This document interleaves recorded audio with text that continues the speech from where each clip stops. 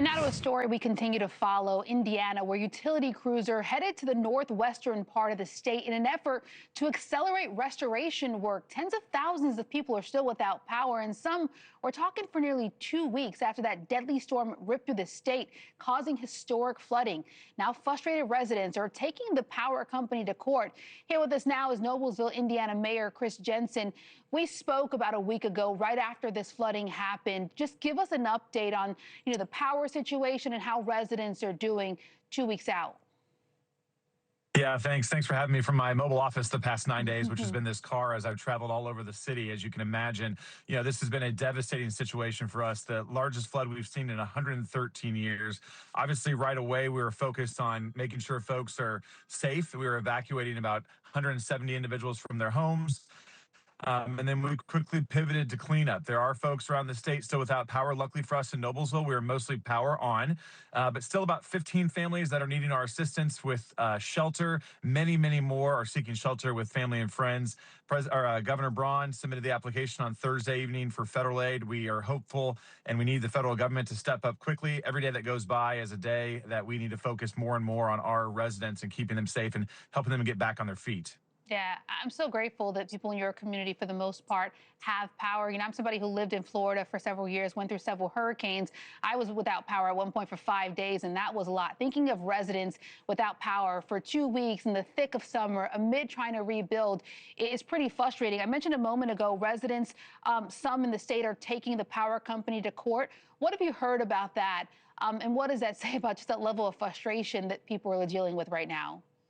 Well, to your point, it speaks to the frustration here, and we need our private partners, we need our power companies to be all hands on deck, alongside us government leaders that are pushing day in and day out to get that support. You're right, the heat of the summer is adding insult to injury right now. We're focused heavily, too, on making sure that we're treating with larvicide for mosquitoes and bugs with standing water. There's a lot of, no pun intended, but downstream effects to this that we're going to have to continue to push on, and we need our private partners, and quite frankly, we need the federal government to step up quickly to get boots on the ground to help us out.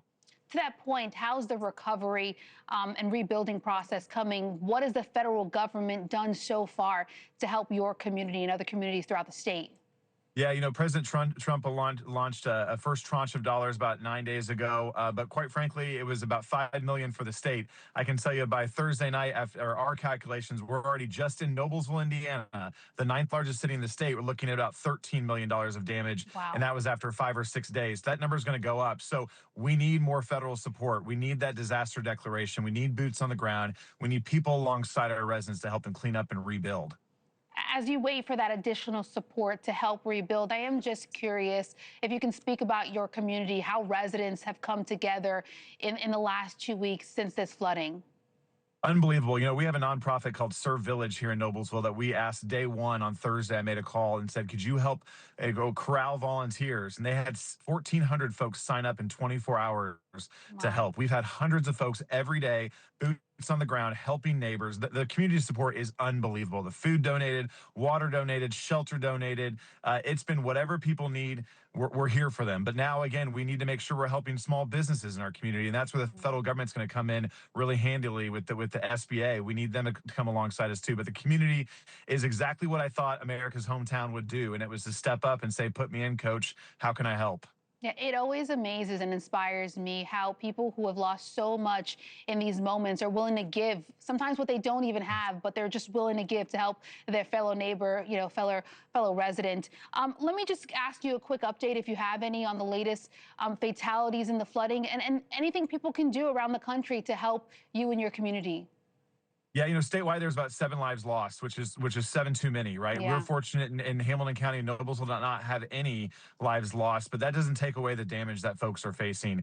No. Folks are looking to help. The Hamilton County Community Foundation has set up a donation drive for dollars. Good Samaritan Network has been helping us out. ServeVillage.org is where you can go on to sign up to help. But most importantly, we're asking Hoosiers to come alongside their neighbors, check on the elderly, check on the vulnerable. It is hot. If they don't have power, make sure they have water. And if not, quite frankly, reach out to us. I give out my personal cell phone all the time, 317-509-3134. Call me. If you need water, we'll get it to you. I was delivering crowbars yesterday. Wow. Whatever it takes, folks are stepping up. That's quite frankly the Hoosier way.